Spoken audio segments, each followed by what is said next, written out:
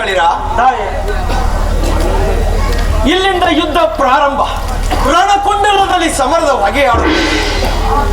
ಆ ದುಷ್ಟರನ್ನು ಯುದ್ಧವೆಂಬ ರಣಕುಂಡಲದಲ್ಲಿ ಕಡಿದುರುಳಿಸುವೆನು. ರಕ್ತದ ನದಿಯನ್ನು ಕಾಣಲಿರುವ ದುಷ್ಟರಾದ ಆ ಶುಭಾನಿಶುಂಭರನ್ನು ಈ ಮಹಾಪುರದಲ್ಲಿ ಕೊಚ್ಚಿ ಕೆಡವುವೆನು. ಈಗ ಕೆರಳಿದ ಕೇಸರಿಯಂತೆ ಆ ದುಷ್ಟರ ಯುದ್ಧಕ್ಕೆ ಬರುತ್ತಿರಬಹುದಲ್ಲವೇ ತಾಯಿ? ಆ ಶುಂಭರ ಸೈನ್ಯವು ಸಹಸ್ರಕ್ಷೋಗಿಂತಲೂ ದೊಡ್ಡದು. ಆ ಸೈನ್ಯದಲ್ಲಿ ಭಯಂಕರವಾದ ಪೂರಕಸರೇ ತುಂಬಿರುವರು. ಆದ್ದರಿಂದ ಆ ದುಷ್ಟರು ಯಾರನ್ನು ಯುದ್ಧಕ್ಕೆ ಕಳುಹಿಸುವನೋ ಏನು? ತಾಯಿ, ಅದು ಯಾವನೋ ಇತ್ತಲೇ ಬರುತ್ತಿರುವನು.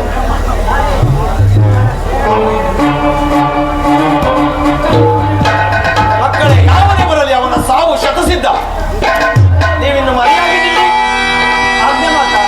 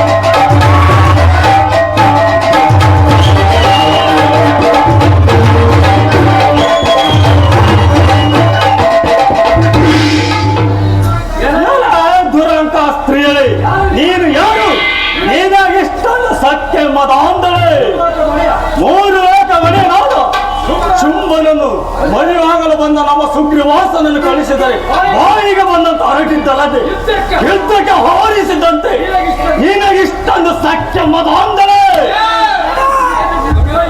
ನಿನಗೇನು ಜ್ಞಾನ ಸಮಿತಿ ಇದೆಯೋ ಇಲ್ಲವೋ? ಸುಮ್ಮನೆ ನನ್ನ ಮಾತನ್ನು ಕೇಳಿ ವಿಶಾಖ ದೀಪಕ್ಕೆ ಹೊರಡು. ನಿಮ್ಮಂತ ವಿಷ ಕ್ರಿಮಿಗಳನ್ನು ನನ್ನ ತೋಲಿನಿಂದ ಈ ಪರದೇವತೆಯು ನಿಮಗೆ ಎದರಿ ಬರುಳೆಂದು ತಿಳಿದೆಯಾ?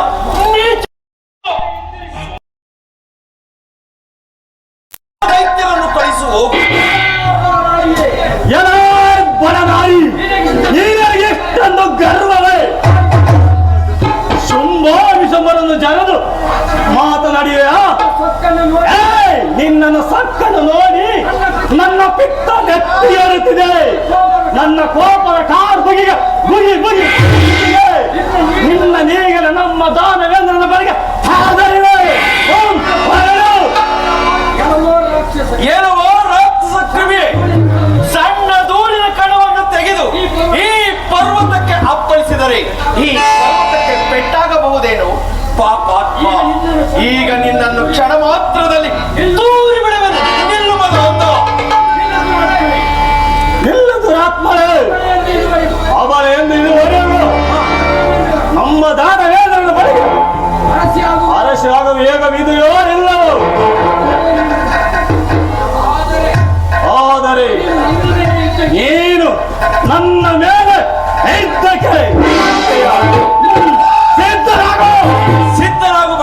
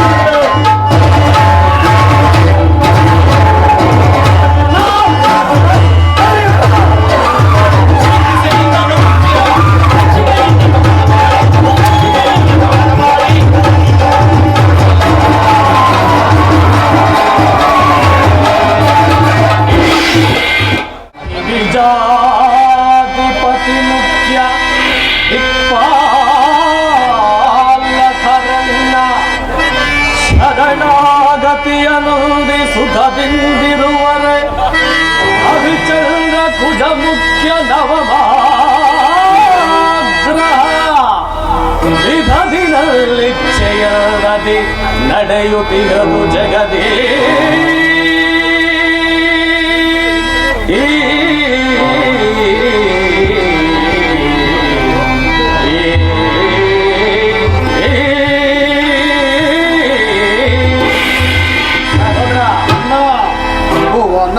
ಭುವನತ್ರಯದೊಳನ್ನ ಭುಜಪದನ ಪರಕ್ಕನಿಯನಿತು ವಿರಸುವುದು ಮಕರತನ ಈ ಶುಭರುಂತೆ ಜಗದಿ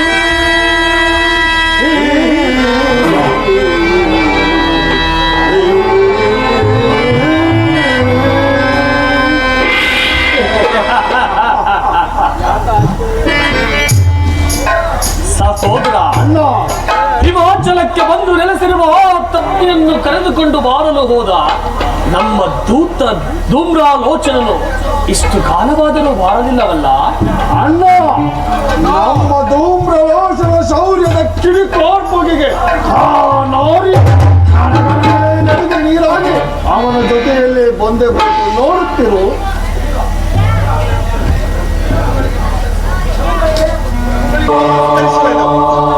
ಸಮಾಚಾರವನ್ನು ದೂತನೆ. ಮಹಾಪ್ರಭು, ಆ ಹಿಮಾಚಲದ ಕಾನನದಲ್ಲಿರುವ ಆ ಸ್ತ್ರೀಯು ಮಹಾದೇವಿಯಂತೆ. ಆಕೆಯು ಬಹಳ ಶಕ್ತಿಶಾಲಿನಿ. ಅವಳನ್ನು ಎದುರಿಸುವುದು ಸಾಧ್ಯವಿಲ್ಲ ಮಹಾಪ್ರಭು, ಸಾಧ್ಯವಿಲ್ಲ.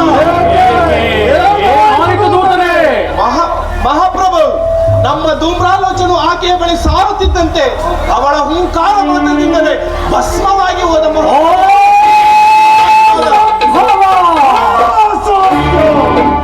ಏನು ಕೇವಲ ಒಬ್ಬ ಸ್ತ್ರೀಯರಿಂದ ಮಹಾನ್ ಪರಾಕ್ರಮಿಯಾದ ಧೂಮ್ರನ ಮರಣವೇ? ಇದು ನಂಬಲು ಸಾಧ್ಯವಾಗಿದೆಯಲ್ಲ ಸುಗ್ರೀವಾಸುರ, ಇದನ್ನು ನೀನು ಕಣ್ಣಾರೆ ಕಂಡೆಯಾ? ಹೌದು ಚಕ್ರವರ್ತಿ, ಹೌದು ಚಕ್ರವರ್ತಿ. ಆ ದೇವಿಗೂ ನಮ್ಮ ಧೂಮ್ರಾಲೋಚನಿಗೂ ಭಯಂಕರ ಯುದ್ಧ ನಡೆಯಿತು. ಸುಂದರ ನಾರಿಯಂತಿದ್ದ ಆ ಸ್ತ್ರೀಯಳು ಸ್ವಲ್ಪ ಹೊತ್ತಿನಲ್ಲಿ ಘೋರ ರೂಪವನ್ನು ತಾಳಿ ತನ್ನ ಕಿಡಿಗಣ್ಣುಗಳಿಂದ ಕಿಡಿಯನ್ನು ಬಿಡುತ್ತಾ ನಮ್ಮ ಧೂಮ್ರಾಕ್ಷನನ್ನು ಭಸ್ಮ ಮಾಡಿದಳು ಮಹಾಪ್ರಭು, ಭಸ್ಮ ಮಾಡಿದಳು.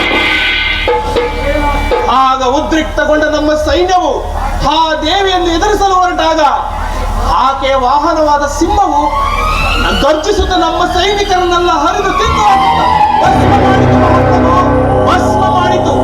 ನಾನಿನ್ನು ಬರುತ್ತೇನೆ.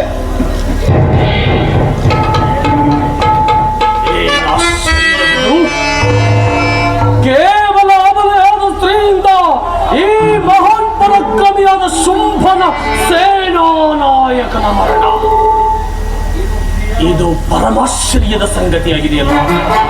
ಆ ಸ್ತ್ರೀಯರಿಗೆ ಅಷ್ಟೊಂದು ಶಕ್ತಿ ಎಂದರೆ ಅವರ ಪರಾಕ್ರಮಕ್ಕೆ ಮೆಚ್ಚಲೇಬೇಕು.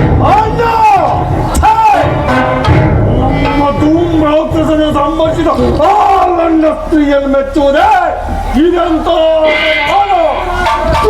ಸುರನ ಕರಗಣನೆ ಸಾಧಿಸಿಕೊಂಡ ನಮ್ಮ ವೈಭವಕ್ಕೆ ಅಪಮಾನ. ನಮ್ಮ ಸೇನ ನಾಯಕನನ್ನು ಸಂಭವಿಸಿದ ಮೇಲೆ ನಾನು ಸುಮ್ಮನೆ ಇರಲು ಸಾಧ್ಯವೇನ? ಕೊಡು ನನಗಾಜ್ಞೆಯನ್ನು, ಈಗಲವಾಗಿ ಅವನನ್ನು ಈಡದೆ ತರುತ್ತೇನೆ. ಬಾರದಿದ್ದರೆ ಅವಳನ್ನು ಅಲ್ಲೇ ಕೊಂದು ಚಿಂತೆ ಮಾಡಿ ಬರ್ತೇನೆ. ನೀನು ಆ ಸ್ತ್ರೀ ಇದ್ದಲ್ಲಿಗೆ ಯುದ್ಧಕ್ಕೆ ಹೋಗುವುದೇ ಬೇಡ. ಕಾಲ ರುದ್ರನು ನಮಗೆದುರಿರುವಾಗ ಗಿರಿ ಆ ಸ್ತ್ರೀ ಇದ್ದಲ್ಲಿಗೆ ಯುದ್ಧಕ್ಕೆ ಹೋಗುವುದೇ? ದಿಟ್ಟತನದಿಂದ ಸಕಲ ಬ್ರಹ್ಮಾಂಡವನ್ನು ಕೊಟ್ಟಿ ಪುಡಿ ಮಾಡಿ ಅಟ್ಟಹಾಸದಿಂದ ಬೆರೆದ ಇಂದ್ರಾದಿಗಳನ್ನು ಬೆಟ್ಟದಂತಿರುವ ಗಟ್ಟಿಗ ದೇವತೆಗಳನ್ನು ಹಿಡಿದು ಅಷ್ಟ ದಿಕ್ಪಾಲಕರನ್ನು ಕಟ್ಟಿಸಿಕೊಂಡು ಹೊಡೆದು ತ್ರಿಮೂರ್ತಿಗಳ ನನ್ನ ಅಗ್ನಿಯಲ್ಲಿ ಕೈ ಕಟ್ಟಿ ಕೂರುವಂತೆ ಮಾಡಿದ ಈ ಮಹಾನ್ ಕಟ್ಟಿಗನ ಸಹೋದರನಾದ ನೀನು ಆ ಲಂಡ ಸ್ತ್ರೀ ಇದ್ದಲ್ಲಿಗೆ ಈಗ ನಾನು ಚಂಡಮುಂಡನನ್ನು ಕರೆಯಿಸಿ ಆ ಲಂಡ ತೋರಿಸುತ್ತೇನೆ. ಯಾರಲ್ಲಿ ಚಂಡ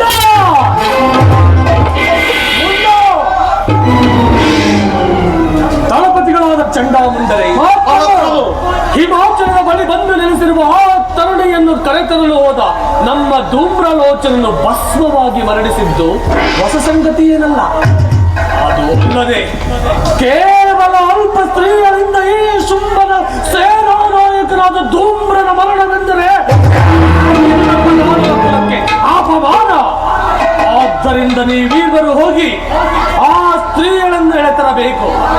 ಮಾಡದಿದ್ದರೆ ಅವರನ್ನು ಅಲ್ಲೇ ಕೊಂದು ಚಕ್ರವರ್ತಿ, ಈ ಅಲ್ಪ ಕಾರ್ಯಕ್ಕೆ ಇಷ್ಟೊಂದು ಯೋಚನೆ.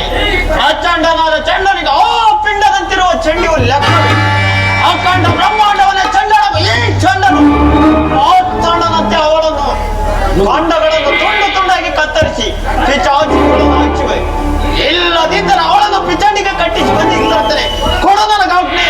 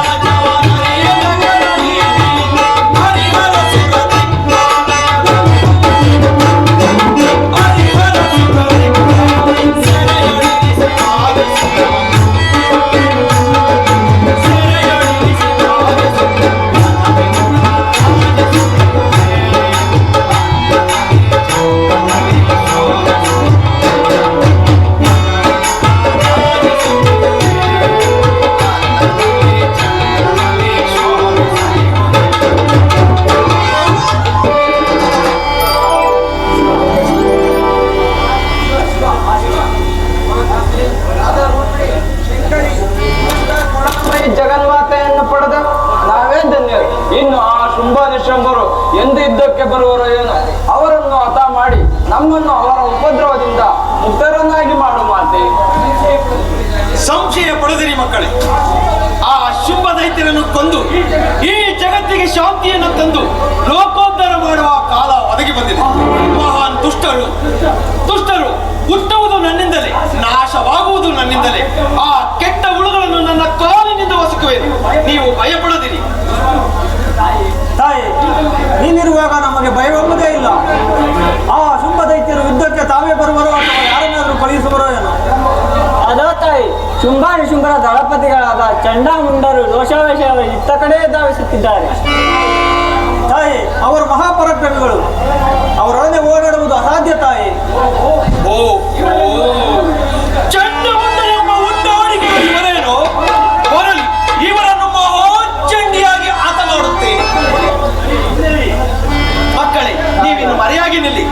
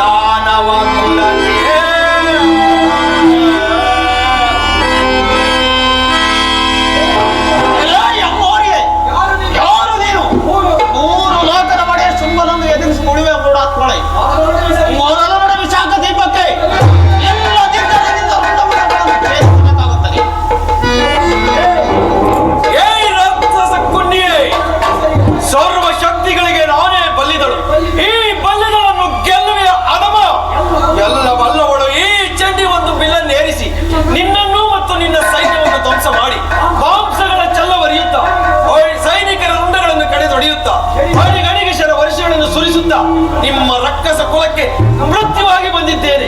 ಸುಮ್ಮನೆ ಈ ಚಂಡಿಯನ್ನು ಕೆಣಕಿ ನಿಮ್ಮ ಚಂಡಿಕೆಗಳನ್ನು ಕೊಡುತ್ತೀರಿ. ಸುಮ್ಮನೆ ಹಿಂದಿರುಗೋ ಹದಮ.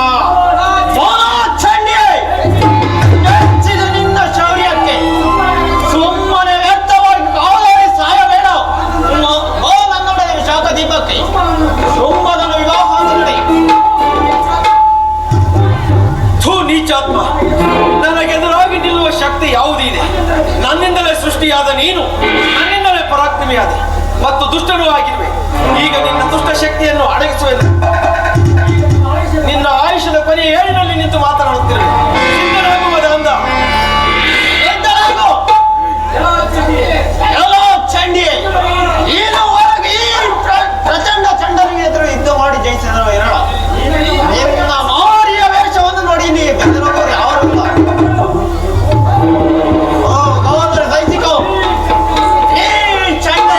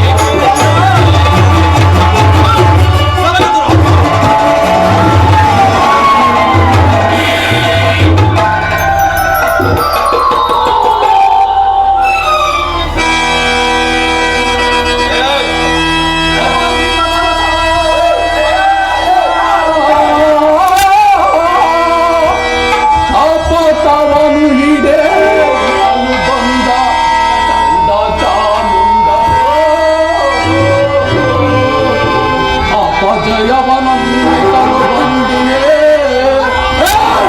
ಅಪಜಯವನಂದಿಸಲು ಬಂದಿಯೇ,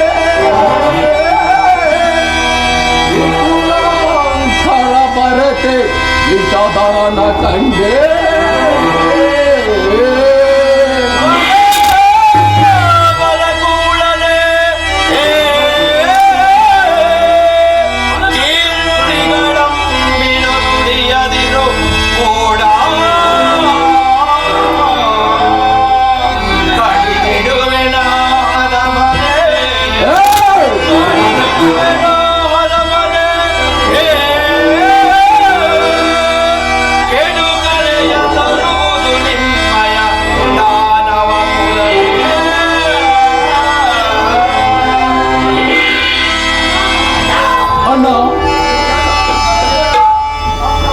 ನನ್ನನ್ನು ತೊರೆದು ಹೋದೆಯ ಅಣ್ಣ?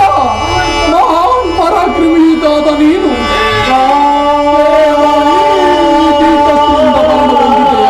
ಅಣ್ಣ, ನಾನಾದರೂ ಹೇಗಿರಬೇಕು? ಅಣ್ಣ, ನಾನಾದರೂ ಹೇಗಿರಬೇಕು?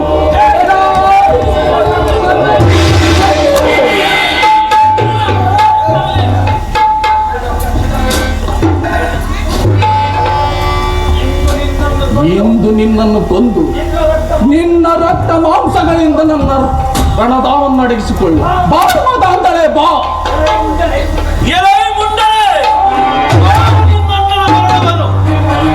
ನಿನ್ನ ರುಂಡ ಮುಂಡಗಳನ್ನು ಕಡಿದು ಚೆಂಡಿನಂತೆ ಒದದು ಯಮಪರಿಗಟ್ಟಲು ನನ್ನನ್ನು ಆಹ್ವಾನಿಸಬೇಡ. ಸುಮ್ಮನೆ ಹಿಂದಿರುಗು ಪಾಪ. ಹೇಳಿ ಎಣ್ಣೆ, ನನ್ನನ್ನು ನಾಡ ಹೊಂದಿದ ಮೇಲೆ ನಾನಾದರೂ ಹೇಗಿರಬೇಕು? ಚಂಡನೆಂದುಕೊಂಡು ಮುಂಡನ ಎದುರು ಮಾಡುವುದು ಬಹಳ ಜಟಿಲ.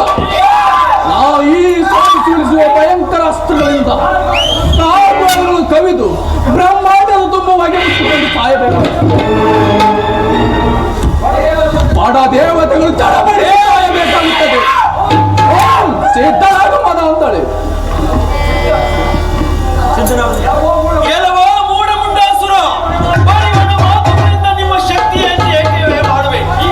ಈ ಆದಿ ದೇವತೆಯ ಮುಂದೆ ನಿನ್ನ ಜೊಲ್ಲು ನುಡಿಗಳನ್ನು ಬಿಟ್ಟು ಕೊಳ್ಳು ಅಸ್ತ್ರವ ಹಿಡಿದುಕೊಂಡ ಮಾಡುವ ಅದಮ. ಆಯುಷ್ಯದ ಬಿಂದಿಗೆ ತುಂಬುತ್ತಾ ಬಂದಿದೆ. ಸಾವಿಗೆ ಸಿದ್ಧನಾಗು ದಾನವ ಅದಮ.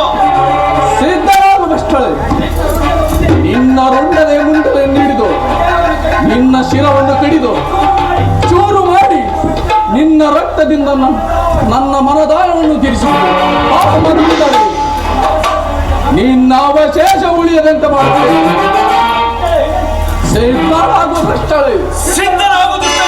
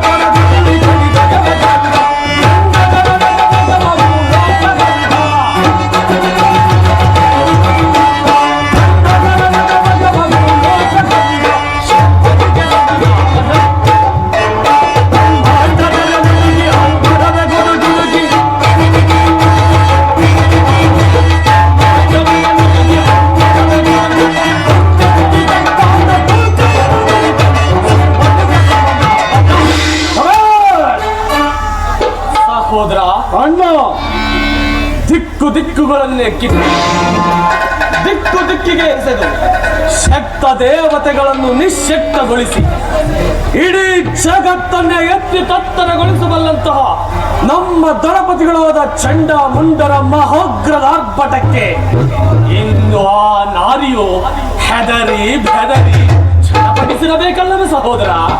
ಹೌದಣ್ಣ, ನಮ್ಮ ಸೈನ್ಯದ ದಂಡನ್ನು ನೋಡಿ ಆ ಚಂಡಿಯ ಪಿಂಡ ಬೆಚ್ಚಿ ಆದರೆ ಅವಳು ನಮ್ಮ ಹೀರರ ಜೊತೆ ಬರುವಳು ಇಲ್ಲವ ಯುದ್ಧಕ್ಕೆ ಅಣಿಯಾಗಿರಲು ನನ್ನ ಸಂದೇಹವನ್ನ. ಯುದ್ಧಕ್ಕೆ ಅಣಿಯಾಗಲು ಬಿಡು. ಉದ್ದಟರಾದ ಚಂಡ ಮುಂಡರ ನಿಂತು ಯುದ್ಧ ಮಾಡುವ ಗುಂಡಿಗೆ ಕಾಣಿಗಿರುವುದೇ. ಹಾಗೇನಾದರೂ ಯುದ್ಧಗೈದಿದ್ದರೆ ಛಿದ್ರ ಛಿದ್ರವಾಗಿ ಬರುತ್ತಾಳೆ, ಇಲ್ಲದಿದ್ದರೆ ಹೆದರಿ ಶರಣಾಗಿ ಜೊತೆಯಲ್ಲೇ ಬರುತ್ತಾಳೆ. ಅದಕ್ಕೇಕೆ ಇಷ್ಟೊಂದು ಯೋಚನೆ ಸಹೋದರ? ಆಗವಣ್ಣ, ಈ ಮೊದಲು ಆ ನಾರಿಯ ಬಳಿಗೆ ಹೋದ ಅಸಂಖ್ಯಾತ ಸೈನ್ಯವೆಲ್ಲ ಧ್ವಂಸವಾಯಿತು. ಅದು ಅಲ್ಲದೆ ಮಹಾವೀರನಾದ ಧೂಮ್ರಾಕ್ಷ, ಕಾಳಜುಂಗ ಮುಂತಾದ ಪರಾಕ್ರಮಿಗಳನ್ನು ತಿಂದು ತೆಗೆದ ಮಾರಿ ನಮ್ಮ ಚಂಡಮುಂಡನೇ ನಿಂತಿದ್ದು ಏಕಿತ ಮಾಡಿರಬಾರದು. ಆದ್ದರಿಂದ ನಮ್ಮ ಚಂಡಮುಂಡನಿಗೆ ಯುದ್ಧದಲ್ಲಿ ಜಯವ ಅಥವಾ ಸಂದೇಹ ಬೇಕೆ ಸಹೋದರ? ಈ ಕ್ಷಣದಲ್ಲಿ ಚಂಡಮುಂಡರು ಆ ಗಂಡ ಸ್ತ್ರೀಯನ್ನು ಎಳೆತರುತ್ತಾರೆ, ನೋಡುತ್ತಿರು.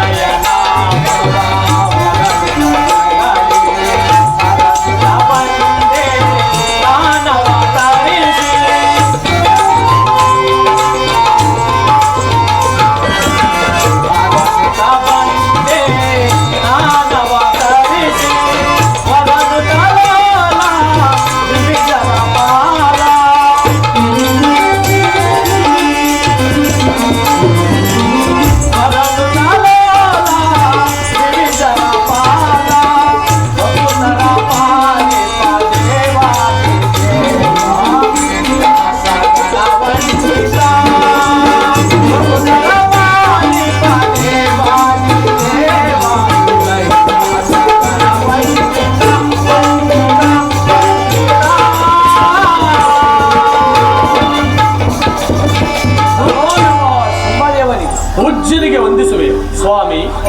ತಾವೀಗ ಇಲ್ಲಿಂದ ಬಂದಿರಿ? ದಾನವೇಂದ್ರ, ನಾನು ಹಿಮಾಚಲದ ತಪ್ಪಲಿನಿಂದ ಬಂದೆ. ಹಾಗಾದರೆ ನಮ್ಮ ಚಂಡಮುಂಡರು ಆ ಸ್ತ್ರೀಗಳನ್ನು ಎಳೆದುಕೊಂಡು ಬರುತ್ತಿರುವುದನ್ನು ತಾವು ನೋಡಲಿಲ್ಲವೇ ಪೂಜ್ಯರೇ? ನೋಡಿದೆ, ಅದನ್ನು ಹೇಳುವುದಕ್ಕಾಗಿಯೇ ನಾನು ಬಂದಿದ್ದೆ. ಆದರೆ ಆ ಸ್ತ್ರೀಗಳನ್ನು ಎಳೆದುಕೊಂಡು ಬರುವುದನ್ನು ಮಾತ್ರ ನೋಡಲಿಲ್ಲ. ಆ ದೇವಿಗೂ ನಿಮ್ಮ ಚಂಡಮುಂಡನಿಗೂ ನಡೆದ ಘೋರ ಯುದ್ಧವನ್ನು ನೋಡಿದೆ. ಹೌದು ದಾನವೇಂದ್ರ, ಆ ಯುದ್ಧದ ಭೀಕರ ಭೀಷಣ ಸನ್ನಿವೇಶನೆಯನ್ನು ಹೇಳಲು ಬಹು ಕುತೂಹಲದಿಂದ ಬಂದೆ. ಹಾಗಾದರೆ ನಮ್ಮ ಚಂಡಮುಂಡರೆದುರು ಆ ಕಾಳಿ ಯುದ್ಧ ಮಾಡಿದರೆ ಪಾಪ ಪಾಪ, ನಮ್ಮ ಚಂಡಮುಂಡರ ಮಹೋಗ್ರದ ಆರ್ಭಟಕ್ಕೆ ಆ ನಾರಿಯು ಚಡಪಡಿಸಿ ತಡವರಿಸಿರಬೇಕಲ್ಲವೇ ಪೂಜ್ಯರೇ? ಚಡಪಡಿಸಿದರೋ ಕನವರಿಸಿದರೋ ಕೇಳು. ನಿಮ್ಮ ಚಂಡಮುಂಡರು ಕಾನನಕ್ಕೆ ಕಾಲಿಟ್ಟ ಕೂಡಲೇ ಗಿರಿಗುಡ್ಡೆಗಳೇ ಉರುಳಿ ಬಿದ್ದವು, ದಿಕ್ಕುಗಳು ಬೆಚ್ಚಿದವು. ಆ ಚಂಡಿಯು ಆಶ್ಚರ್ಯ ಚಿಕಿತ್ಸಳಾದಳು.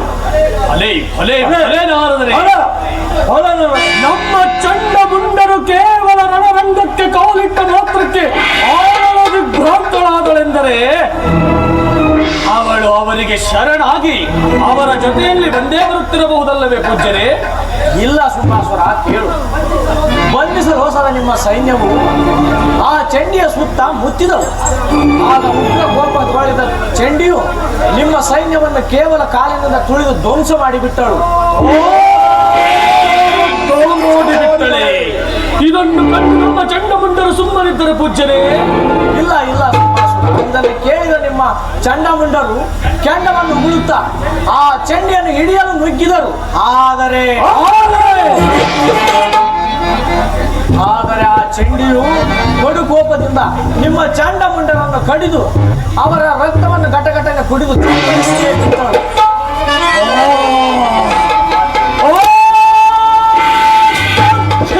ಪೂಜ್ಯರೇ, ಸಾಧ್ಯವಿಲ್ಲ. ತ್ರಿಲೋಕ ಪರಾಕ್ರಮಿಗಳಾದ ಚಂಡಮುಂಡರು ಕೇವಲ ಅಯ್ಯೋ ಸಹೋದರ, ಅಯ್ಯೋ ಚಂಡಮುಂಡರು, ನಾನಿದನ್ನು ನಂಬಲಾರೆ ಪೂಜ್ಯರೇ, ನಂಬಲಾರೆ. ಶುಭಾಸುರ, ನಾನು ಇದನ್ನೆಲ್ಲವನ್ನು ಕಣ್ಣಾರೆ ಕಂಡ ನಾನು ಬಂದಿದ್ದು.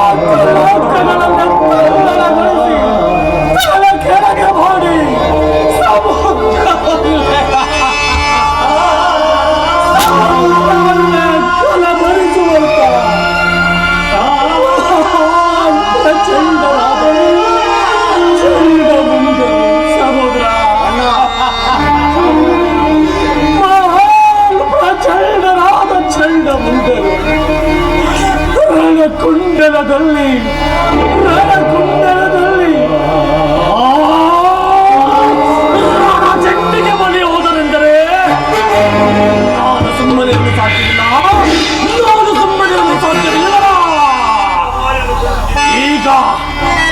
ಈಗ ಮೋರೆಯನ್ನು ಕೊಂದು ಚಿಂದಿ ಮಾಡಲೇಬೇಕು.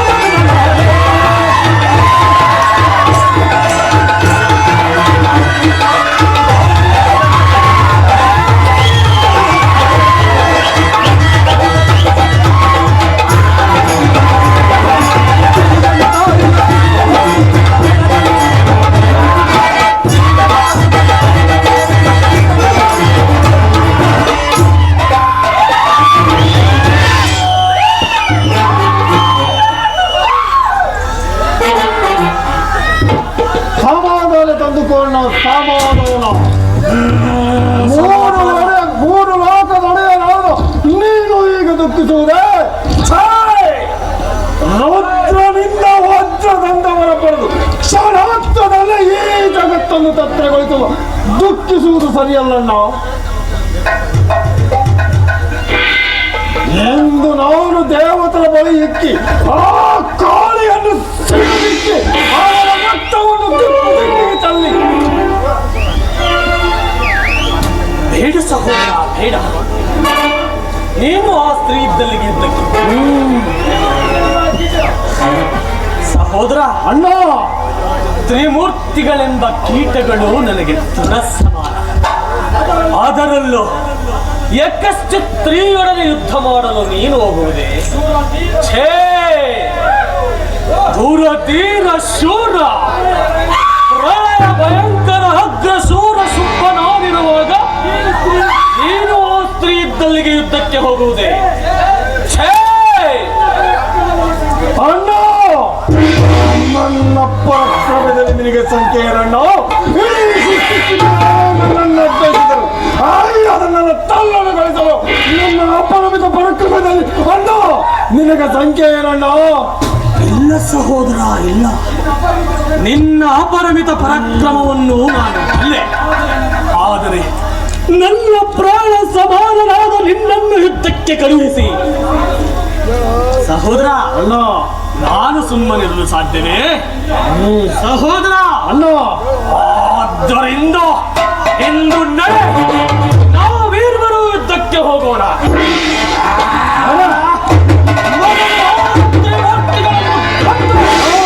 ತ್ರಿಲೋಕಗಳನ್ನು ಧ್ವಂಸಗೊಳಿಸೋಣ. ಯುದ್ಧ ರಂಗದಲ್ಲಿ ನಾವು ಮಾಡುವ ಕದನದಿಂದ ಗಗನವೇ ಮಾರ್ಧನಿಗೈದು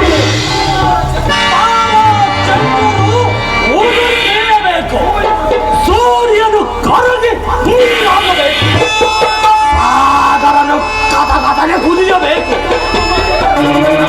ಈ ವೀರ ಘರ್ಷಣೆಗೆ ದಶ ದಿಕ್ಕುಗಳ ಬಿಲ್ಲು, ಭೂಮಿಮೋಡಗಳ ಹರಿದು ಆ ಚಂಡಿಯನ್ನು ಸಿಗಿದು ನಿಶುಂಬರ ಈ ಜಗತ್ತಿಗೆ ಒಡೆಯರೆಂಬ ನಡೆಸೋ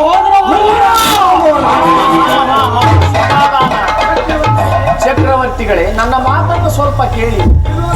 ತ್ರಿಲೋಕ ದುರಂಧರರಾದ ತೇಜವತಿಯನ್ನು ಆಳುತ್ತಿರುವ ರಕ್ತಬೀಜಾಸುರನು ನಿಮಗೆ ಬಂಧು ಮಾತ್ರನಲ್ಲವೇ? ಪೂಜ್ಯರೇ, ಚಂಡ ಮುಂಡರಂತ ಪರಾಕ್ರಮಿಗಳೇ ಹತರಾಗಿರುವುದಾದರೆ ಇನ್ನು ಯಾರನ್ನೂ ಆ ಮಾರಿಗೆ ಬಲಿ ಕೊಡುವುದು ಸರಿಯಲ್ಲ. ಇನ್ನು ನಾವೇ ಹೋಗಿ ಕ್ಷಣ ಮಾತ್ರದಲ್ಲಿ ಆ ಚಂಡಿಯನ್ನು ಕೊಂದು ತ್ರಿಮೂರ್ತಿಗಳನ್ನು ಶತಚೂರ್ಣಗೊಳಿಸಿ ಚಕ್ರವರ್ತಿಗಳೇ, ನನ್ನ ಮಾತನ್ನು ಕೇಳಿ. ನಿಮ್ಮ ಸಾಮಂತರಾದ ತೇಜವತಿಯನ್ನು ಆಳುತ್ತಿರುವ ರಕ್ತಬೀಜಾಸುರನು ನಿಮಗೆ ಬಂಧು ಮಾತ್ರನಲ್ಲವೇ? ಅವನು ಅತ್ಯದ್ಭುತ ವರಗಳನ್ನು ಪಡೆದು ಕಾಲಭೈರವನಂತೆ ಮೆರೆಯುತ್ತಿರುವನು. ಅವನ ಒಂದು ತೊಟ್ಟು ರಕ್ತವು ಭೂಮಿಗೆ ಬಿದ್ದರೆ ಅವನಂತಹ ಸಹಸ್ರಾರು ರಕ್ತ ಬೀಜರು ಉದಿಸುತ್ತಾರೆ. ಇದರಿಂದ ಆ ದೇವತೆಗಳಿಗಾಗಲಿ ಆ ಶಾಪಗಳಿಗಾಗಲಿ ಹೋರಾಡುವುದು ಸಾಧ್ಯವಿಲ್ಲ. ಏನು ರಕ್ತ ಬೀಜವಾಸುರನೇ? ಭಲೆ ಭಲೆ ಭಲೆ ನಾರದರೆ ಭಲೆ, ನಿಮ್ಮದು ಬಹಳ ಒಳ್ಳೆಯ ಆಲೋಚನೆ. ವರ ಪುತ್ರನಾದ ರಕ್ತ ಬೀಜನೆದುರು ನಿಂತು ಯುದ್ಧ ಮಾಡುವ ಗುಂಡಿಗೆ ಹೋದ್ರ ಇನ್ನು ಮಾಡಲಿ ಯುದ್ಧ ಕಾಳಿ. ಇದುವರೆಗೂ ಸಣ್ಣ ಪುಟ್ಟ ವೀರನನ್ನು ಕೊಂದನೆಂದು ಬೀಗುತ್ತಿರುವ ಇನ್ನು ಮಾಡಲಿ ಯುದ್ಧ. ನಿಶುಂಭ, ಈಗಲೇ ನಮ್ಮ ಚಾರರನ್ನು ತೇಜಾವತಿಗೆ ಕಳುಹಿಸಿ ರಕ್ತ ಬೀಜಾಸುರನನ್ನು ಇಲ್ಲಿಗೆ ಬರುವಂತೆ ಮಾಡು. ಈಗಲೇ ನಮ್ಮ ಚಾರರನ್ನು ತೇಜಾವತಿಗೆ ಕಳಿಸುತ್ತೇನೆ. ಬೇಡ ಬೇಡ, ಚಾರರನ್ನು ಬೇಡ ಚಕ್ರವರ್ತಿ.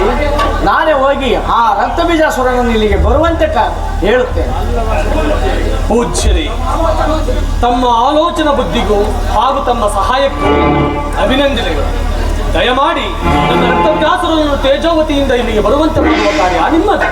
ತಾವು ನಿಶ್ಚಿಂತೆಯಾಗಿರಿ, ಆ ಕಾರ್ಯ ನನಗಿರಲಿ. ನಾನಿನ್ನು ಬರುತ್ತೇನೆ. ಸಂತೋಷ. ಬನ್ನಿ ಪೂಜ್ಯರೇ.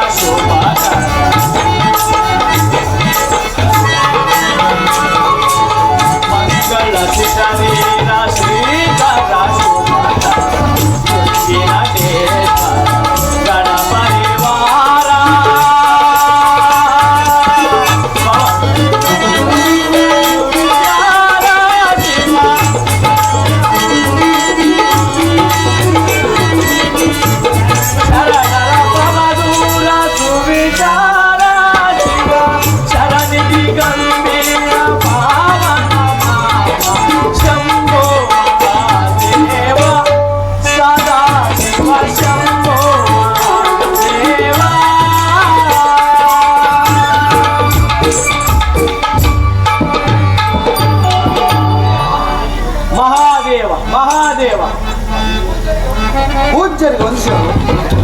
ಇದೇನು ಪೂಜ್ಯರೇ ಇದ್ದಕ್ಕಿದ್ದ ತಮ್ಮ ಆರಾಮರ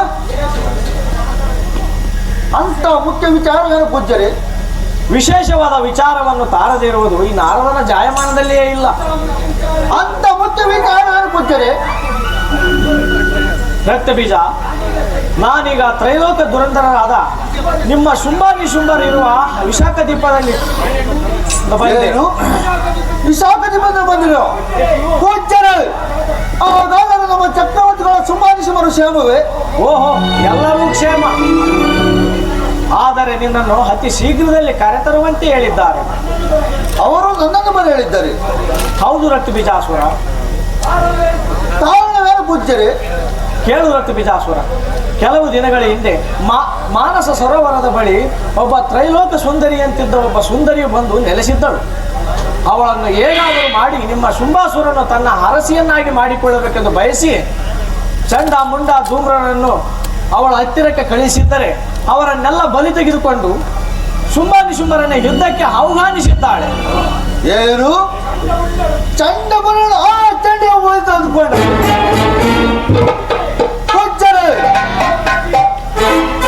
ಒಬ್ಬ ಸ್ತ್ರೀಯ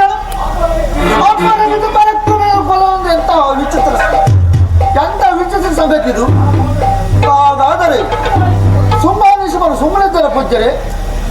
ಅಷ್ಟೇ ಅಲ್ಲ ರಕ್ತ ಬೀಜಾಸುರ, ಆಕೆಯು ಪರಬ್ರಹ್ಮ ಸ್ವರೂಪಿಣಿಯಂತೆ. ಆ ಆದಿಶಕ್ತಿಯನ್ನು ಎದುರಿಸುವುದು ಯಾರಿಂದಲೂ ಸಾಧ್ಯವಿಲ್ಲವಾಯಿತು. ಇದನ್ನು ಕೇಳಿ ಕೋಪೋದ್ಗಿತರಾಗಿ ಶುಂಭಾನಿಶುಂಭರ ಯುದ್ಧಕ್ಕೆ ತಳ್ಳಿದಾಗ ನಾನು ಅವರಿಗೆ ಸಮಾಧಾನವನ್ನು ಹೇಳಿ ರಕ್ತ ಬೀಜಾಸುರನನ್ನು ಕಳಿಸಿದರೆ ಕ್ಷಣ ಮಾತ್ರದಲ್ಲಿ ಅವಳನ್ನು ಧ್ವಂಸ ಮಾಡಿ ಬಿಡುವನೆಂದು ತಿಳಿಸಿದೆ. ಆಗ ಅವರು ಅತ್ಯಾನಂದಗೊಂಡು ನಿನ್ನನ್ನು ಕರೆತರುವಂತೆ ಹೇಳಿದ್ದಾರೆ. ಸರಿ, ನಾನೀಗಲೇ ಶಾಖದೀಪ ಹೊರಡುವನು. ಸಾಧ್ಯವೇ? ಇಂದು ನಾನೇ ಹೋಗಿ ಆ ದೇವ ಪುಂಜಗಳನ್ನು ಸಹಾಯ ಮಾಡಿ ಆ ದೇಶ ಸ್ತ್ರೀಗಳನ್ನು ವಂದಿಸಿ ತರ್ತೇನೆ. ಸಂತೋಷ, ಹೋಗಿ ಬಾರುವುದಿರಾಸುರ. ಒಬ್ಬಳ ಸ್ತ್ರೀಯ ನಮ್ಮ ಸೈನ್ಯವನ್ನು ಸಂಹರಿಸಿದಂದರೆ ಇದರಲ್ಲಿ ಏನೋ ಆ ತ್ರಿಮೂರ್ತಿಗಳ ಕೈವಾಡವಿದೆ. ಇರಲಿ, ಎಂದು ಜಗತ್ಪ್ರಜೆಗೆ ಬೇರೆಂದು ಇಡೀ ದೇವ ಸಮಾನ ನುಚ್ಚುಗಳನ್ನು ಮಾಡುತ್ತಾರೆ. ನಾನು ರಕ್ತ ಬೀಜಾಸುರನೇ ಅಲ್ಲ, ನಾನು ರಕ್ತ ಬೀಜಾಸುರನೇ ಅಲ್ಲ.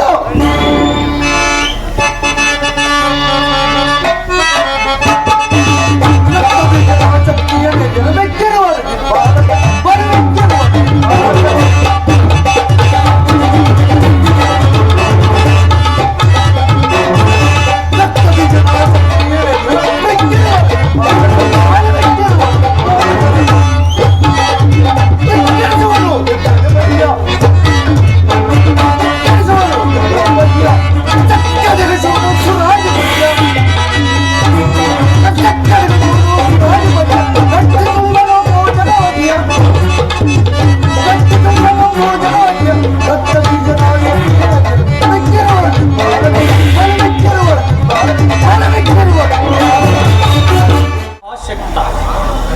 ರಕ್ತವನ್ನು ತೊಟ್ಟಿಕ್ಕಿಸಿ ಶಕ್ತರನ್ನು ಸೃಷ್ಟಿಸುವ ನನ್ನ ರಕ್ತ ಬೀಜನೆದುರು ಯುದ್ಧ ಮಾಡಲು ಯಾರಿಗೂ ಆ ಮಾರಿಗೂ ಸಾಧ್ಯವಿಲ್ಲ. ಆದರೂ ನಮ್ಮ ರಕ್ತ ಬೀಜಾಸುರನು ತೇಜೋವತಿಯಿಂದ ಇಷ್ಟು ಕಾಲವಾದರೂ ಬಾರಲಿಲ್ಲವಲ್ಲ. ಅಣ್ಣ, ನಾರದನು ತೇಜವತಿಗೆ ಹೋಗಿದ್ದರೆಂದರೆ ನಮ್ಮ ರಕ್ತ ಬೀಜ ಇಷ್ಟರಲ್ಲಿ ಬರುವುದು ನೋಡುತ್ತಿರು.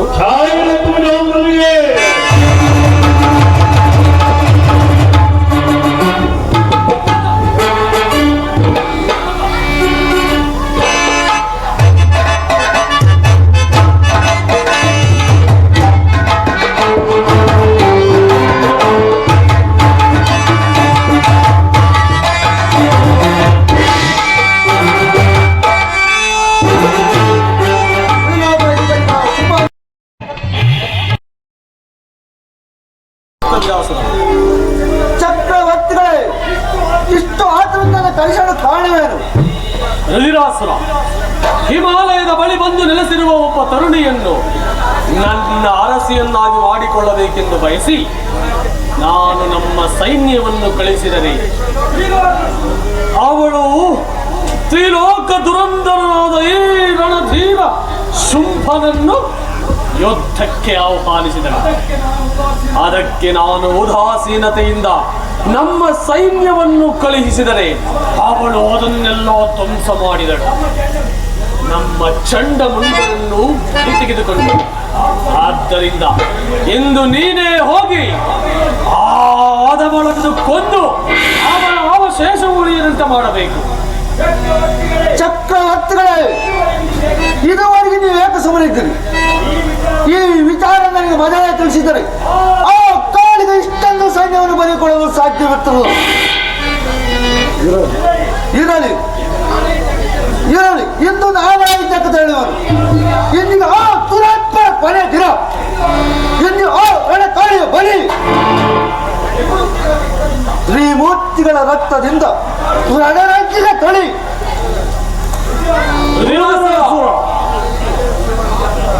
ಇದೆಲ್ಲ ರುದ್ರಾಸುರ, ಇದೆಲ್ಲ ಆ ತ್ರಿಮೂರ್ತಿಗಳ ಸಂಖ್ಯೆ. ಆದ್ದರಿಂದ ಬರುವ ಆ ತ್ರಿಮೂರ್ತಿಗಳ ಸೀಳಿ ನಮ್ಮ ಮನೆಯ ಬಾಗಿಲಿಗೆ ತೋರಣವಾಗಿ ಕಟ್ಟಿದ. ಹೋಗು, ದಿಗ್ವಿಜಯಶಾಲಿಯಾಗಿ ಎಂದರು. ಹೋಗು ರುದ್ರಾಸುರ. ಆ ತ್ರಿಮೂರ್ತಿಗಳ ಒಂದು ಅರಗಿಟ್ಟು ನೃತ್ಯವನ್ನು ಮಾಡಿ ಆ ಕಿಚ್ಚನ ಜಾಗದಲ್ಲಿ ಅಬ್ಜಿಗಳ ಕುದಿಗಡಿಸ್ತೀವಿ. ಈ ಇಂದು ಅಚ್ಚರಿಯನ್ನು ಕಾಣದಿರಿ ಎಂದು ದಾನವರಿಗೆ ವೈದ್ಯರಲ್ಲಿ ನಿರ್ನಾಮ ಮಾಡ್ತೇನೆ. ನನ್ನನ್ನು ಆಶೀರ್ವದಿಸಿ. ಫಲ ರುದ್ರಾಸುರ, ಫಲ. ಹೋಗು, ನಿನ್ನ ಅಮೋಘ ವರದಿಂದ ದಿಟ್ಟತನದಿಂದ ಹೋರಾಡು. ನಿನ್ನ ಒಂದು ತೊಟ್ಟು ಹನಿ ರಕ್ತವು ಭೂಸ್ಪರ್ಶವಾದರೆ ನಿನ್ನಂತಹ ಸಹಸ್ರಾರು ರಕ್ತಪಿತಾಸುರರು ನುಡಿಸುವರು. ಹೋಗು, ದಿಗ್ವಿಜಯಶಾಲಿಯಾಗಿ ಹಿಂದಿರುಗು. ಹೋಗು, ನಿನಗೆ ಅಖಂಡ ವಿಜಯವಾಗಲಿ. ಹೋಗು, ದಿಗ್ವಿಜಯಶಾಲಿಯಾಗಿ ಎಂದರು.